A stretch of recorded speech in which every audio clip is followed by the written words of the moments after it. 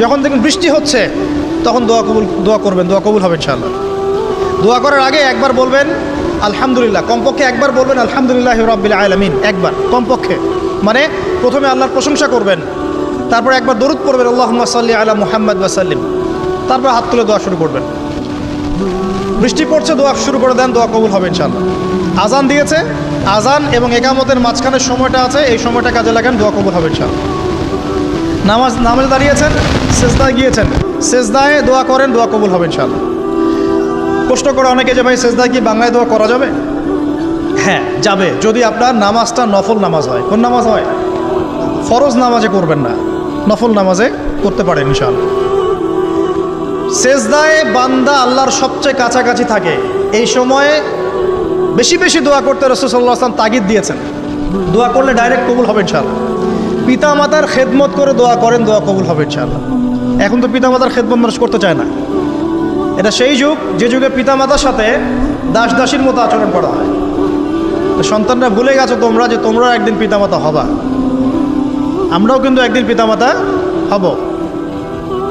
যারা বিয়ে শাদী করেছে, সন্তানটি হয়েছে, তারা জানে এই যে প্রসব বেদনার একটা সেকেন্ড, 1 সেকেন্ড বা 1 মিনিট প্রসব যে বেদনা মায়ের হয়, এর ঋণ আমরা সারা জীবনে শোধ করতে পারবো না। পারবেন? এই কারণেই মায়ের পায়ের নিচে জান্নাতের কথা বলা আছে। মাদের সম্মান আল্লাহর কাছে অনেক বেশি, মেয়েদের সম্মান অনেক বেশি। এই নারীবাদী ফ্যামিলিস্টরা যা বুঝিয়েছে, ইসলাম এমন নয়। তো ইসলাম এমন নয়, ইসলামে মেয়ের মর্যাদা সবচেয়ে উপরে। সেই মেয়েদেরকে আমরা এখন কি করেছি? কাপড় চোপড় সব কমিয়ে কমিয়ে বেপর্দা করে রাস্তায় নামিয়ে দিয়েছে। যদি একটা মানুষ নিজের সম্মান না বোঝে, তাকে সম্মান কেউ দিতে পারে? নিজেকে চিনতে শিখুন। আমাদের সম্মান আল্লাহর কাছে অনেক বেশি। এটা বলছিলাম প্রিয় ভাইয়েরা, মায়ের পায়ের নিচে আল্লাহ পাক সন্তানের বেহেশতের কথা বলেছে। মা বোনদেরকে 4টা কাজ করতে বলো, অনলি 4টা কাজ। 5 ওয়াক্ত নামাজ যদি ঠিকমতো পড়তে পারে, 1 নাম্বার। 2, রমজান মাসে রোজা রাখে। 3 নাম্বার, পর্দা ঠিকঠাক মতো করে। আর 4 নাম্বার, স্বামীর আনুগত্য করে। ইনশাআল্লাহ জান্নাতের যে কোনো দরজা দিয়ে ইচ্ছা প্রবেশ করতে পারবে ইনশাআল্লাহ। এখানে স্বামীর আনুগত্যের কথা বলেছি, স্বামীর দাসত্বের কথা বলি না। আনুগত্য দাসত্ব এক জিনিস না। আনুগত্য মানে কি? আনুগত্য মানে আপনি স্বামীর যে কোনো ভালো কাজে আপনি তাকে সায় দিবেন, আনুগত্য। নামাজ পড়তে বলেছে, নামাজ পড়তে হবে। পর্দা করতে বলেছে, আপনি পর্দা করবেন। বেপর্দায় যাবেন, আপনি যাবেন না। এটা আনুগত্য। দাসত্ব কি? দাসত্ব হচ্ছে যে সে ভালো মন্দ যাই বলুক আপনি শুনছেন, এটা দাসত্ব। এটা করবেন না। মা বোনরা 4টা কাজ বাসায় গিয়ে আবার শুনিয়ে দিবেন। নবীজি বলেছেন 4টা কাজ কোনো মেয়ে করলে জান্নাতের যে কোনো দরজা দিয়ে ইচ্ছা প্রবেশ করতে পারবে। 1 নাম্বার, 5 ওয়াক্ত সালাত। 2 নাম্বার, রমজান মাসের সওম রোজা। 3 নাম্বার, পর্দা ঠিকঠাক মতো করবে, লজ্জাস্থানের হেফাজত। এবং 4 নাম্বার, স্বামীর আনুগত্য করা। মায়ের খেদমত করে দোয়া করেন, দোয়া কবুল হবে ইনশাআল্লাহ। বাবার খেদমত করে দোয়া করেন, দোয়া কবুল হবে ইনশাআল্লাহ। কোরআন তেলাওয়াত করে দোয়া করেন, দোয়া কবুল হবে ইনশাআল্লাহ। মনে করেন শেষ রাতে উঠেছেন, মানে শেষ রাত বলতে বোঝাচ্ছি এই ধরেন যে 2টার পর থেকে, এখন 2টা 2:30টার পর থেকে নিয়ে ফজর পর্যন্ত শেষ রাতে উঠেছেন। এই সময় আপনি যা দোয়া করবেন ইনশাআল্লাহ কবুল হবে। হ্যাঁ, বলতে বাধ্য হচ্ছি, এখনকার তরুণ সমাজ ওই 2টা 2:30টার দিকে ওই যে কার কার খেলা থাকে, ওই খেলাগুলো দেখার জন্য ওঠে, তাহাজ্জুদ পড়ার জন্য উঠতে পারে না। অথচ আল্লাহ পাক বলছেন কি, যে শেষ রাতে আল্লাহ পাক প্রথম আসমানে নেমে আসেন এবং আহ্বান করেন, কে আছো আমার কাছে কিছু চাইবে আমি দিব, কে আছো আমার কাছে রিজিক চাইবে দিব, কে আছো আমাকে ডাকবে আমি তোমার ডাকে সাড়া দিব, কে আছো আমার কাছে ক্ষমা চাইবে আমি তোকে ক্ষমা করে দিই। প্রিয় যুবক ভাইরা, আল্লাহকে মূল্যায়ন করতে শিখুন। এই সময়গুলোতে দোয়া করলে ইনশাআল্লাহ তাআলা আপনার দোয়া কবুল হবে ইনশাআল্লাহ। সবচেয়ে ইম্পর্টেন্ট হচ্ছে এটা, যেটা আমরা প্রত্যেক দিন পড়ি, প্রায় 17 রাকাত নামাজ পড়ি আমরা, ফরজ নামাজ। শুধু ফরজ নামাজের কথাই বলছি। এখানে আপনি 34টা সেজদা করেন। 17 রাকাত ফরজ, 34টা সেজদা করেন। প্রত্যেক সেজদায় যদি একটা করে দোয়া করতে পারেন ইনশাআল্লাহ আল্লাহ আপনার দোয়া কবুল। দোয়া কবুল করার কিছু জায়গা বলে দিলাম। বেশি বেশি দোয়া করতে হবে। আমরা উম্মার অবস্থাগুলোকে বুঝতে শিখব। এখানে এই 3 ব্যক্তি, এটা বলে আমি শেষের দিকে যাচ্ছি, একটু ধৈর্য ধরেন। এই 3 ব্যক্তি পড়ে গেছে গুহার মধ্যে।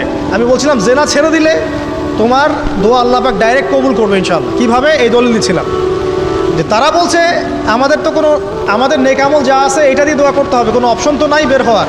একজন বলছে যে আল্লাহ আমি আমার পিতা মাতার খেদমত করতাম, মাকে দুধ পান না করিয়ে কখনো দুধ পান করি নাই, আল্লাহ এই কাজটা যদি তোমার কাছে ভালো লেগে থাকে আজকে আমাকে এই বিপদ থেকে উদ্ধার করো। এই দোয়া করার সাথে সাথেই এই গুহা থেকে পাথরটা একটু সরে গেল এভাবে। আর জড়বস্তু আল্লাহ পাকের হুকুম মানে, আল্লাহ পাকের হুকুম মানে না খালি দুইটা শ্রেণীর মানুষ, এক হচ্ছে মানুষ আর একটা জিনজাত। এই পুরো প্রকৃতি আল্লাহ পাকের হুকুম মেনে চলে।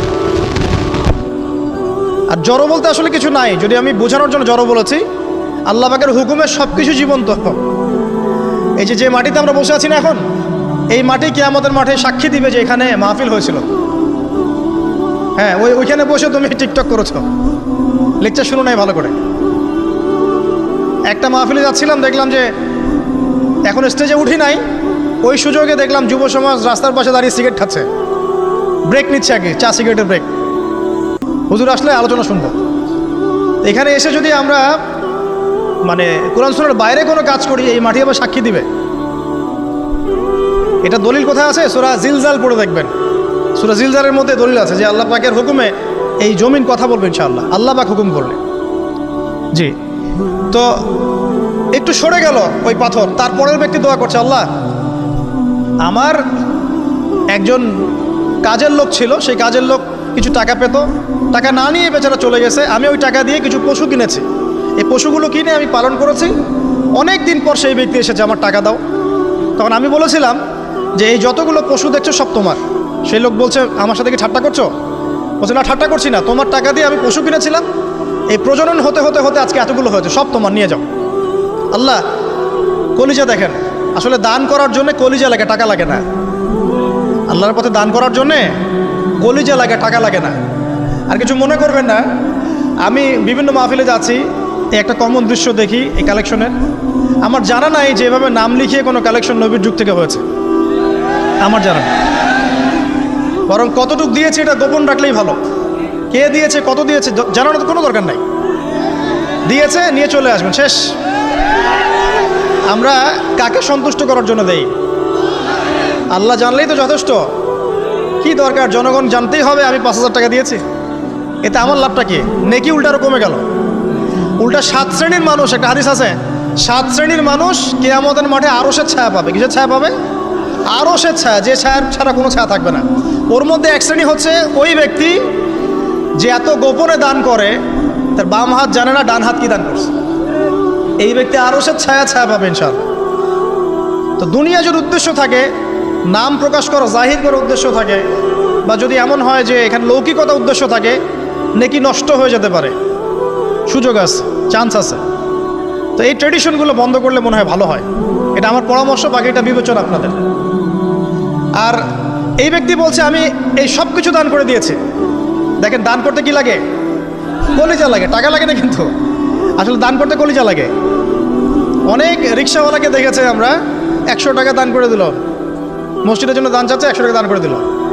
আর অনেক দেখবেন বিত্তশালী, ঢাকা শহরে যাচ্ছি বনানী গুলশান দিয়ে, দান করতে চাইলে 2 টাকা দিচ্ছে, 5 টাকা দিচ্ছে। এমন হয় না? দান করতে কলিজা লাগে। আর একটা কথা মনে রাখবেন, আপনি যত দান করবেন আল্লাহ আপনাকে তত বেশি দিবেন ইনশাআল্লাহ। আল্লাহ পাকের খাজানা যে এত প্রচুর, আপনি দান করলে কমে যাবে এই চিন্তাই করবেন না কখন। তবে সবচেয়ে সেরা দান কোনটা জানেন? আপনার প্রয়োজন আছে এখন, এই প্রয়োজনের সময় দানটা হচ্ছে সেরা দান। এবং সবচেয়ে উত্তম খরচ কোনটা? সবচেয়ে উত্তম খরচ হচ্ছে আপনার পরিবারের পেছনে খরচ। আপনার পরিবারের পেছনে খরচটা আপনার সবচেয়ে শ্রেষ্ঠ খরচ। আর দান করে মধ্যম পন্থায়, এমন হবে না যে নিঃস্ব হয়ে গেলেন দান করে একদম, আবার এমন না যে কৃপণতা প্রদর্শন হচ্ছে, এমনও না। মধ্যম পন্থায় দান খয়রাত করবে ইনশাআল্লাহ। আর কিয়ামতের মাঠে মানুষ তার দানের ছায়ায় থাকবে ইনশাআল্লাহ।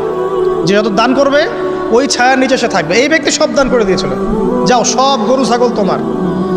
তৃতীয় ব্যক্তি, পাথর সরে গেল একটু, তৃতীয় ব্যক্তি, যুবক তোমাকে বলছি ভাই, তৃতীয় ব্যক্তি আল্লাহর কাছে বলছে, আল্লাহ আমার একজন সুন্দরী চাচাতো বোন ছিল, আছে না তোমাদের কাজিন, এবং তাকে আমি খুব ভালোবাসতাম। ওই যে এখন বয়ফ্রেন্ড গার্লফ্রেন্ড ফ্রি মিক্সিং, যেটা খুব ভালোবাসতাম। তো তাকে আমি পেতে চাইতাম, তাই আমি তাকে অফার করি সে বলে যে না, আমাকে 100 স্বর্ণমুদ্রা না দিলে আমি রাজি না। 100 স্বর্ণমুদ্রা। এই মেয়ের অবশ্য অনেক ডিমান্ড ছিল, তাহলে বোঝা গেল 100 স্বর্ণমুদ্রা মানে অনেক। জানেন, এখন তো দেখা যায় 1500 টাকা 2000 টাকা দিয়ে মেয়ে তার ইজ্জত বিক্রি করে ফেলছে। 100 স্বর্ণমুদ্রা, আর কাউকে কিছু দেওয়াই লাগে না, এমনিই বিক্রি করে ফেলে।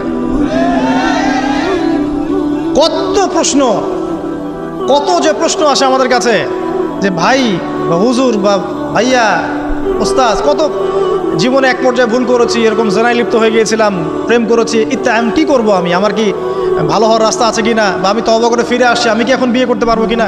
প্রশ্নের শেষ নাই। বেশিরভাগ প্রশ্ন এরকমই আসে এখন। আরেকটা বেশি